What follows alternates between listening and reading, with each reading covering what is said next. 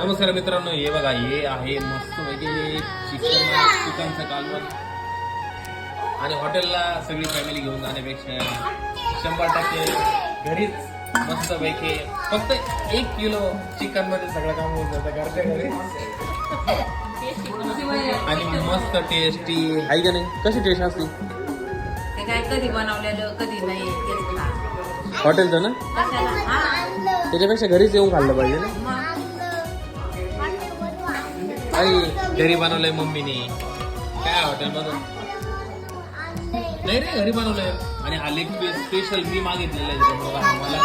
मलाच द्या.